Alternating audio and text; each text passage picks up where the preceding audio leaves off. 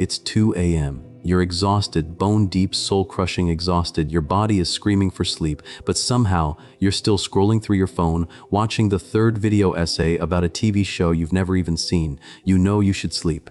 You want to sleep. But every time you put the phone down, your brain just revs up. Thoughts spiral. Tomorrow's tasks multiply, and suddenly you're more awake than you were an hour ago. Here's the thing nobody tells you about ADHD. The sleep problem isn't just about sleep. It's part of a vicious triangle. ADHD symptoms make sleep harder. Lack of sleep makes ADHD worse, and both together create a burnout cycle that feels impossible to escape. And by the end of this video, you're going to understand exactly why your brain does this, why the advice that works for other people fails you, and most importantly, what actually works when your neurology is wired differently. Quick question before we dive in. Drop a comment and let me know where you're watching from. And more importantly, what time is it right now? I'm genuinely curious how many of you are watching this at 3 a.m. because you can't sleep. Your story matters here. Now, here's a stat that might shock you. Studies show that up to 80% of adults with ADHD have sleep problems. But here's what's more interesting. It's not just insomnia, it's delayed sleep phase syndrome, it's restless leg syndrome, it's revenge, bedtime procrastination. It's a whole constellation of issues that all feed into each other. Let's break down why this happens to us. But first, let me show you what this actually looks like in real life. Because if you have ADHD, I guarantee you'll recognize yourself in at least one of these scenarios. Meet Sarah. She's a marketing manager, early 30s, diagnosed with ADHD at every morning. She wakes up to 5 alarms spread across 2 devices. She hits snooze 7 times, finally drags herself out of bed with 20 minutes to get ready, and arrives at work running on fumes and gas station coffee. By 3 p.m., she's so tired she can barely focus on emails. But here's the twist. At 10 p.m., when she should be winding down, her brain suddenly decides it's time to reorganize her entire closet, research a hobby she tried once in 2019, and plan a vacation she probably won't take. She finally crashes at 2 a.m., only to repeat the cycle. Sarah doesn't understand why she can't just be normal about sleep. What she doesn't realize is that her ADHD brain's dopamine regulation is fundamentally different, and it's creating a sleep-wake cycle that's biologically delayed. Now meet Marcus. He's a freelance graphic designer, and he's perfected what he calls the productive night owl routine. He tells everyone he works better at night, and technically he does. Between 11 p.m. and 4 a.m., his creativity flows, his focus sharpens, and he produces his best work. But during the day, he's barely functional. Client meetings are torture. Phone calls feel impossible. He's constantly rescheduling because he overslept. His relationships are suffering because he's never available when other people are awake.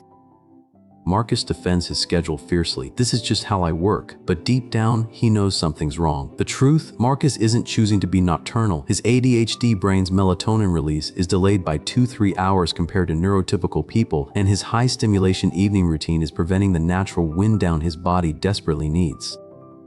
Then there's Jessica, a graduate student and mom of 2. She's running on 4 to 5 hours of sleep per night, and it's been that way for years. Her kids wake her up by 6:30 a.m. She powers through classes and research during the day, picks up her kids, manages homework and dinner, and by the time they're asleep at 9 p.m., she's finally alone. This is her time, the only hours in the day that belong to her. So even though she's exhausted, she stays up until midnight or later, scrolling social media, watching shows, or just sitting in blessed silence. Every morning she promises herself she'll go to bed earlier. Every night she doesn't. Jessica calls it me time.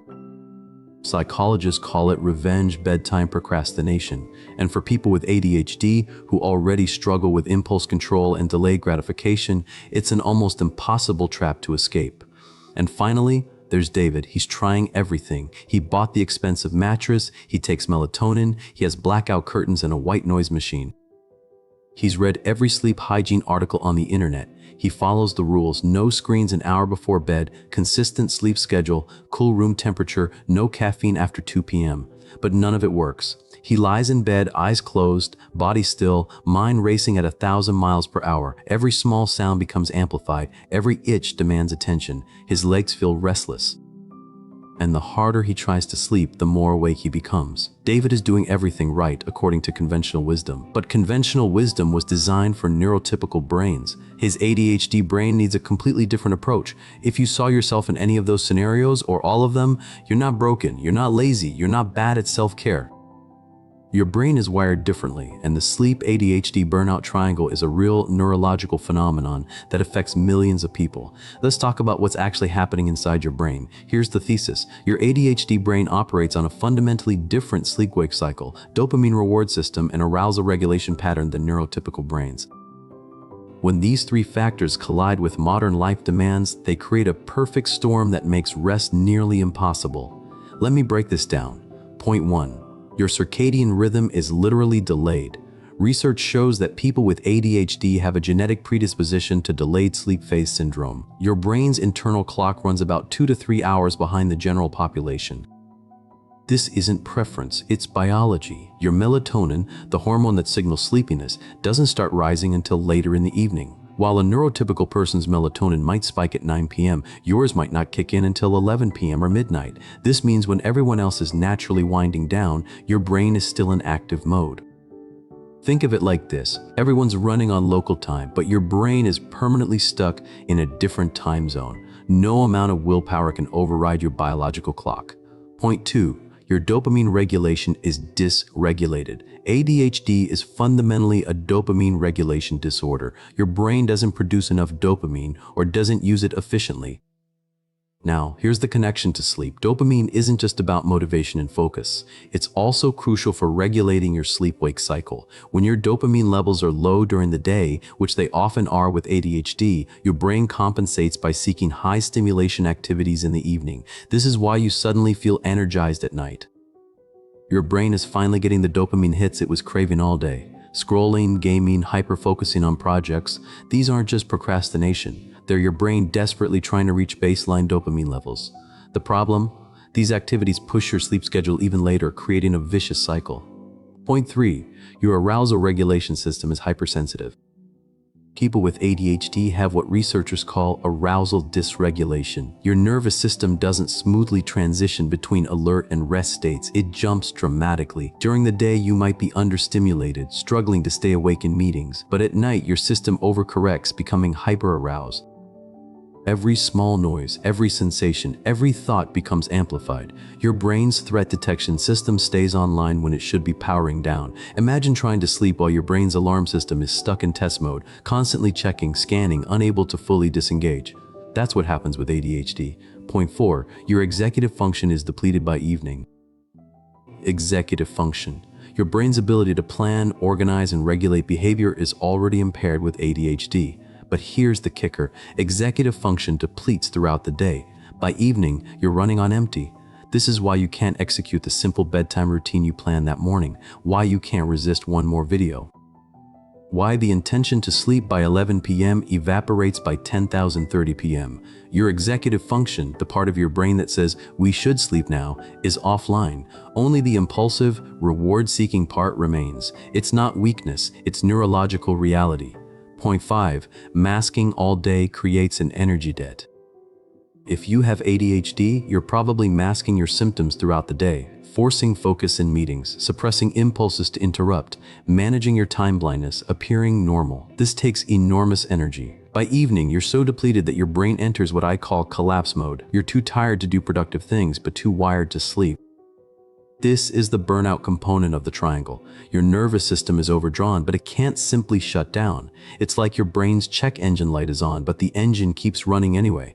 Point 6. The sleep debt compounds your ADHD symptoms. Here's where the triangle closes. When you're sleep deprived, your ADHD symptoms intensify. Your working memory, already challenged, becomes nearly non-functional. Your emotional regulation, already difficult, becomes impossible. Your attention span shrinks even further. Studies show that just one night of poor sleep can make ADHD symptoms 30–40% worse.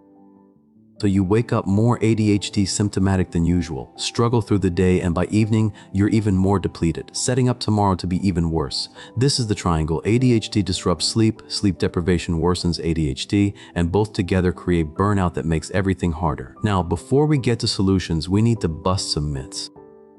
Because if you're operating on false assumptions about ADHD and sleep, you'll keep trying things that don't work and blaming yourself when they fail. Myth number 1, you're just lazy and don't want to sleep. Let's be crystal clear. Staying up late with ADHD isn't a choice. It's not about motivation or discipline. Your circadian rhythm is biologically delayed. Your dopamine system is dysregulated. Your arousal regulation is impaired. When someone says, just go to bed earlier, they're essentially saying, just change your brain chemistry with willpower. That's not how neurology works. The neurotypical person who goes to bed at 10 p.m. isn't more disciplined than you. They're just working with a different neurological baseline. You're not lazy. You're working against a biological current that others don't experience. Myth number 2, if you can hyper-focus for hours, your sleep problems aren't real ADHD. This one's particularly harmful because it invalidates a core ADHD experience. Here's the truth. Hyper-focus is an ADHD symptom, not proof that your ADHD isn't real. When you hyper-focus on a project until 3 a.m., that's your dopamine-starved brain finally finding a high-reward activity and clinging to it desperately. It's the same dysregulation that makes it hard to focus on boring tasks during the day. The ability to intensely focus on high-interest activities while unable to regulate sleep is textbook ADHD. They're two sides of the same coin. Myth number 3, you just need better sleep hygiene. Sleep hygiene. The standard advice about cool rooms, dark spaces, no screens, consistent schedules is helpful, but it's not enough for ADHD brains. It's like telling someone with a broken leg that better walking technique will fix the problem. Sleep hygiene is designed for brains with typical arousal regulation and circadian rhythms. When your neurology is fundamentally different, you need ADHD-specific interventions, not just optimization of normal sleep processes. Standard sleep hygiene might help 10–20%, but it won't solve the core neurological differences driving your sleep problems. Myth number 4, just take melatonin and you'll be fine. Melatonin can help, but it's not a magic bullet for ADHD sleep issues. Here's why. Melatonin only addresses one piece of the puzzle, the delayed circadian rhythm. It doesn't fix the dopamine dysregulation that makes you seek stimulation at night. It doesn't calm the hyperarousal that keeps your nervous system activated. It doesn't restore the depleted executive function that helps you execute a bedtime routine. And for many people with ADHD, standard melatonin doses either do nothing or create grogginess without actually improving sleep quality. The solution is multifaceted, not a single supplement. Alright, now that we've cleared up what doesn't work and why, let's talk about what actually does. I'm going to give you specific, actionable strategies that are designed for ADHD brains. These aren't just tips, they're systems based on how your neurology actually works. Strategy 1. Work with your delayed circadian rhythm, not against it. Here's why this matters. You've probably spent years trying to force yourself into a normal sleep schedule, going to bed at 10 p.m. when your brain isn't remotely ready for sleep. This creates what sleep researchers call orthosomnia, anxiety about sleep that makes sleep even harder. The neurotypical approach says consistency is key, sleep at the same time every night. But here's why that fails for ADHD brains. If your biological clock is set 2–3 hours later, forcing an early bedtime just means lying awake, frustrated, reinforcing the association between bed and wakefulness. The ADHD-optimized approach is radical acceptance with strategic adjustment. First, identify your natural sleep window, the time when you actually feel sleepy, not when you think you should sleep. For most people with ADHD, this is between midnight and 2 a.m. Start there. Let yourself sleep during your natural window for 1 week without judgment. Track how you feel. Then, if you need to shift earlier for work or family obligations, move your bedtime in 15-minute increments every 3–4 days, not an hour at once, 15 minutes. Your circadian rhythm can adjust to small shifts but not dramatic ones. Here's a real example. Tom needed to wake up at 7 a.m. for work, but his natural sleep time was 2 a.m. Instead of forcing 10 p.m. bedtime, he started with 1045 a.m., then 30 a.m. the next week, gradually shifting over 6 weeks to midnight. He combined this with bright light therapy in the morning, 10,000 lux for 20–30 minutes, to help reset his circadian rhythm. The result? He maintained the shift because he worked with his biology, not against it. The immediate action this week, just track your natural sleep window without trying to change it. Observe without judgment. Common pitfall, trying to shift too fast and giving up when it doesn't work. Remember, 15 minutes every few days, not hours overnight. Strategy 2, build a dopamine-friendly wind-down routine. Why this matters? Your brain seeks dopamine hits in the evening because it's been dopamine-starved all day. If you try to cut off all stimulation abruptly, your brain rebels. The neurotypical approach says, no screens an hour before bed, just read or meditate. Why this fails for ADHD. Low stimulation activities don't provide enough dopamine to satisfy your brain's craving. You end up either abandoning the routine or lying in bed thinking about the stimulating thing you're not allowed to do. The ADHD-optimized approach: create a gradual dopamine staircase, stepping down from high stimulation to medium to low, not jumping straight to zero. Here's the framework. 90 minutes before target sleep time. Start with medium-high dopamine activity, video games, social media, engaging TV, but set a timer. When the timer goes off, transition to medium dopamine, less intense show, texting friends, creative hobby that's not mentally taxing.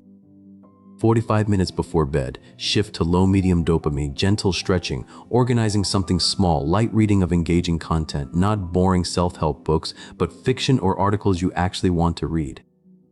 20 minutes before bed, lowest dopamine but still satisfying, audio content like podcasts or audiobooks with sleep timer, simple skincare routine, preparing tomorrow's clothes. Real example, Maya used to doom scroll until exhaustion. Now she plays a phone game until 11 p.m. timer set, switches to watching ASMR cooking videos until 11:03 p.m., then does a simple skincare routine while listening to a familiar podcast until midnight. Her brain gets dopamine satisfaction while gradually downregulating. The key: she's not fighting her brain's need for stimulation, she's channeling it strategically. Immediate action: choose 3 activities for your dopamine staircase, 1 for each level.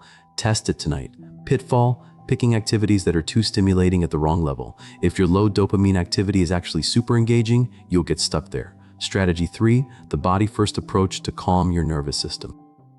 Why this matters. Your hyper-aroused nervous system won't calm down through willpower alone. You need physical interventions that signal safety to your body. The neurotypical approach: just relax, clear your mind, breathe deeply. Why this fails. Your ADHD brain can't just relax. That's advice for a nervous system that isn't stuck in hyper-arousal.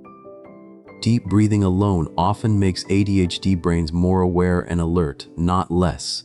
The ADHD-optimized approach: use bilateral stimulation and proprioceptive input to regulate your nervous system before attempting mental relaxation. Point 1. Bilateral stimulation: activities that activate both sides of your body rhythmically. This can be rocking gently in a chair, tapping alternating knees, or using a bilateral music track, audio that alternates between left and right ears. This activates your parasympathetic nervous system naturally. Point 2. Proprioceptive input: deep pressure that grounds your nervous system. Weighted blankets, 15-20 pounds, compression socks, or even wrapping yourself tightly in a regular blanket. Point 3. Temperature regulation: your body temperature needs to drop for sleep.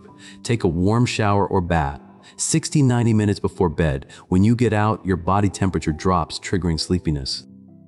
Point 4. Progressive muscle relaxation, ADHD style. Instead of the boring tense and release instructions, make it a game. Squeeze each muscle group as tight as possible for 5 seconds, then release dramatically. Your ADHD brain responds better to intensity and novelty than gentle, subtle movements. A real example: Jake's nighttime routine includes 10 minutes of alternating knee taps while listening to a podcast, followed by a hot shower, then climbing into bed with a weighted blanket and compression socks. His resting heart rate drops from 85 BPM to 68 BPM within 20 minutes, a measurable sign of nervous system regulation. Immediate action: pick one physical intervention to try tonight, just one, see how your body responds.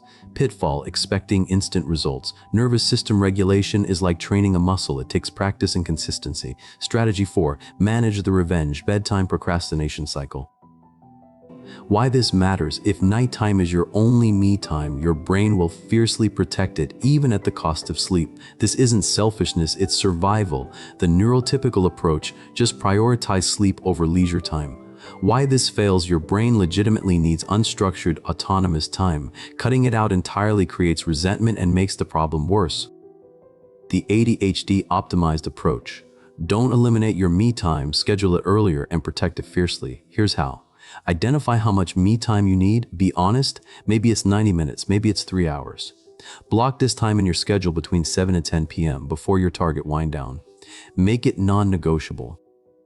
Turn off work notifications. Tell your family this time is protected, and do whatever you want, guilt-free. The deal you make with yourself: you get this guaranteed time, but when it ends, you begin the wind down process. Your brain stops fighting for me time because it knows it's coming. Real example, Jessica, the grad student mom we met earlier, now has 8,030 p.m. as sacred me time after kids sleep. She does whatever she wants, sometimes productive, sometimes mindless scrolling, sometimes both. But at 10,030 p.m. she starts her wind down routine because her brain already got what it needed. Sleep improved within 2 weeks because she wasn't battling the resentment of lost autonomy. Immediate action: calculate your me time needs and block it in your calendar for this week. Treat it as importantly as a work meeting. Pitfall: letting others encroach on this time. You must protect it or your brain will go back to stealing it from sleep hours.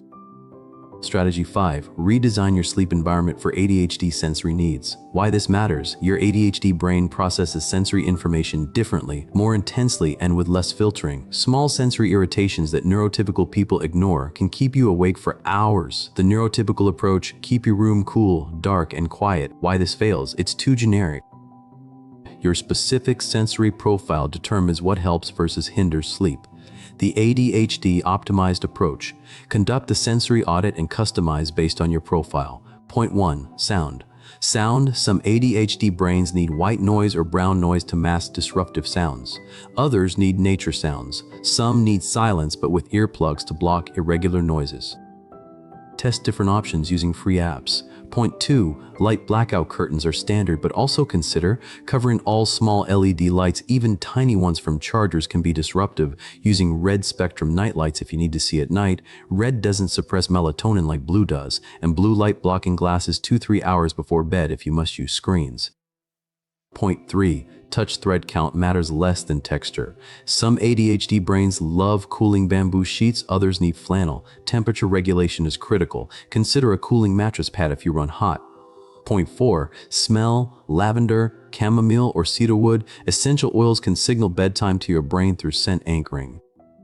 Point 5. Visual clutter. For many ADHD brains, a cluttered bedroom creates mental noise. Try to remove visual stimulation from your sleep space. Real example, David, who tried everything and failed, finally succeeded when he did a complete sensory overhaul. He added brown noise, blackout curtains plus electrical tape over all small lights, bamboo sheets, a cooling pad, and lavender spray. Most importantly, he moved his guitar and art supplies out of the bedroom. They were triggering hyperfocus urges at night. First good sleep in years. Immediate action: identify your top sensory irritant tonight. Fix just that one thing. Pitfall: trying to change everything at once and getting overwhelmed, one sensory element at a time. Strategy 6. Use the 2-minute morning activation protocol. Why this matters: the sleep problem isn't just about nighttime, it's also about morning. If you can't wake up, you stay up later to compensate, perpetuating the cycle. The neurotypical approach: use a regular alarm and get up when it goes off. Why this fails: your ADHD brain has incredible inertia. The gap between asleep and functionally awake is huge. One alarm isn't enough to bridge it. The ADHD-Optimized approach: design a multi-sensory wake-up sequence that activates your nervous system rapidly. Point 1. Light alarm clock that simulates sunrise starting 30 minutes before wake time. This gradually brings you out of deep sleep naturally. Point 2. Multiple alarms, but make them different. Not just snooze buttons, actually different sounds placed across the room so you must get up. Point 3. The 2-minute activation rule. The moment you're vertical, do 2 minutes of movement, jumping jacks, dancing, push-ups, anything that gets your heart rate up. This floods your system with cortisol and dopamine, cutting through the fog. Point 4. Bright light exposure immediately, either natural sunlight by a window or a 10,000 lux light therapy box.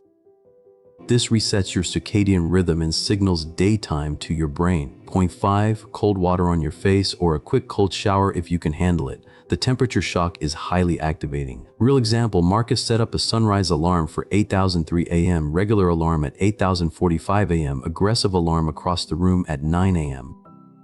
When the final alarm goes off, he does 50 jumping jacks, takes about 90 seconds, then sits by his window with coffee and his light therapy box for 20 minutes. He went from sleeping through 10+ alarms to consistently waking by 9 a.m. within 3 weeks. Immediate action: tonight, set up your light source near where you'll wake up tomorrow. Test the 2-minute movement burst. Pitfall: hitting snooze because you think just 10 more minutes will help. It won't. It fragments your sleep architecture and makes you groggier.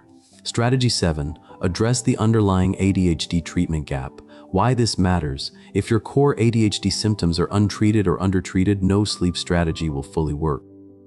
The neurotypical approach: Sleep strategies exist separately from ADHD treatment. Why this fails: sleep and ADHD are neurologically intertwined. You can't fully fix one without addressing the other. The ADHD-Optimized approach ensures comprehensive ADHD management alongside sleep interventions.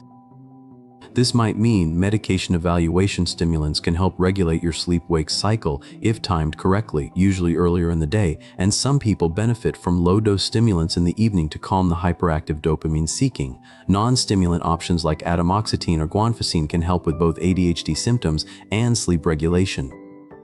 Therapy specifically for ADHD. CBT adapted for ADHD can help with executive function strategies and emotional regulation that impact sleep. Treating comorbid conditions, anxiety, depression, and OCD frequently co-occur with ADHD and independently disrupt sleep. Point: you're not weak for needing treatment. You're addressing a neurological condition that affects sleep architecture fundamentally. Real example: Sarah tried sleep strategies for months with minimal success. When her psychiatrist adjusted her stimulant timing, taking it earlier, and added a low dose of guanfacine at night, her sleep latency, time to fall asleep, dropped from 2+ hours to 30-40 minutes. The sleep strategies that barely worked before suddenly became effective because the underlying neurological dysregulation was being treated. Immediate action: if you're not currently working with a healthcare provider on ADHD management, this is your sign to explore that option. If you are, have an honest conversation about how ADHD affects your sleep. Pitfall: feeling ashamed about needing medical support. Needing treatment for a neurological condition isn't a character flaw. Now, let's talk about integration, because having 7 strategies is useless if you don't know how to implement them without getting overwhelmed. Here's the truth: you cannot do all of this at once. Your ADHD brain will rebel, you'll feel like you're failing, and you'll abandon everything. Instead, use the minimum effective dose principle. Week 1. Pick one strategy that resonates most strongly. Just one. Implement it consistently for a week. Notice what changes. Week 2. Keep the first strategy. Add one more. Not 7, one more. Week 3-4. Continue building slowly. If something isn't working, replace it rather than adding more. By week 6-8, you'll have a personalized system built from what actually works for your specific brain. Here's what this might look like in practice. Imagine it's a Tuesday. You wake up at 8 a.m. to your sunrise alarm and light therapy box. You do 2 minutes of jumping jacks, then have breakfast by the window to reinforce your circadian rhythm. Throughout the day, you manage your ADHD with your normal strategies: medication, external structure, body doubling, whatever works for you. At 7 p.m., you start your protected me time. You're scrolling, gaming, watching shows, whatever you want without guilt, because this time is yours. At 9:30 p.m., your timer goes off. You transition to your dopamine staircase, medium stimulation TV show until 10 p.m., then a creative hobby until 10:30 p.m., then your hot shower. At 11 p.m., you're in your sensory-optimized bedroom with weighted blanket, brown noise, blackout curtains. You do 5 minutes of bilateral knee tapping and progressive muscle relaxation. You listen to a podcast with a sleep timer. By 11:45 p.m., you're asleep, not because you forced it, but because every element of your routine worked with your ADHD brain instead of against it. Here's the critical piece. This won't work perfectly every night. Some nights you'll hyper-focus on a project and blow past your bedtime. Some nights your anxiety will override everything. Some nights life just happens. The goal isn't perfection. It's increasing your success rate from 20% to 60%, then to 80%. That's life-changing even if it's not perfect. When you have a setback, and you will, here's the protocol. Don't spiral into shame or "I failed, why even try?" Instead, do a compassionate debrief. What happened? What was the trigger? Was it controllable or not? If controllable, what's one small adjustment for next time? If not controllable, how can you recover quickly? The key is treating setbacks as data, not moral failures. Your ADHD brain already deals with enough shame. Don't add sleep shame to the pile. So here's what we've covered. The Sleep-ADHD-Burnout Triangle is a real neurological phenomenon driven by delayed circadian rhythms, dopamine dysregulation, arousal hyperactivity, executive function depletion, and masking fatigue. You're not broken. You're working with different neurology. The solutions that work for neurotypical brains often fail for ADHD brains because they don't account for these fundamental differences. The strategies that do work involve aligning with your biology, satisfying your dopamine needs strategically, regulating your nervous system physically, protecting your autonomy, optimizing your sensory environment, activating effectively in the morning, and addressing underlying ADHD treatment. Now let me paint you a picture of what life could look like 6 months from now. Imagine waking up naturally before your alarm because your body's actually rested. The fog that usually clouds your morning isn't as thick. You have energy, not manic, forced energy, but sustainable energy. You're not surviving on caffeine and adrenaline. Throughout the day, your ADHD symptoms are still there, but they're manageable instead of overwhelming because you're not compounding them with sleep deprivation. You can focus better. Your emotional regulation improves. You're not snapping at people you love because your nervous system is fried. By evening, you're tired, but not wired. You enjoy your me time without guilt because you know you'll actually sleep afterward. And when you do sleep, you sleep. Not tossing for hours, not waking every 90 minutes, but actual restorative sleep. You wake up the next day and do it again. Not perfectly, but consistently enough that your life starts to change. This isn't fantasy. This is what happens when you stop fighting your ADHD brain and start working with it. When you build systems designed for your neurology instead of trying to force yourself into neurotypical molds that were never built for you. You deserve rest. You deserve to wake up feeling human. You deserve to not be exhausted all the time. And most importantly, you deserve strategies that actually work instead of advice that makes you feel like you're failing. If this video helped you see your sleep struggles in a new light, hit that subscribe button. This channel is dedicated to ADHD content that actually gets it. No patronizing clinical talk. No, just try harder nonsense. Just real science explained in ways that make sense for how our brains work. I've got videos coming on ADHD and emotional regulation, ADHD and burnout recovery, ADHD and time management that doesn't suck, all designed for brains like ours. And here's my ask. Drop a comment and tell me which strategy you're trying first, or tell me your current biggest sleep struggle. Build this community with me. When you share your experience, you're helping someone else who's reading comments at 3 a.m. feeling alone and broken realize they're not. Your story matters, your struggle is valid, and your success will inspire someone else to try. Also, if you found this valuable, share it with someone else who has ADHD, not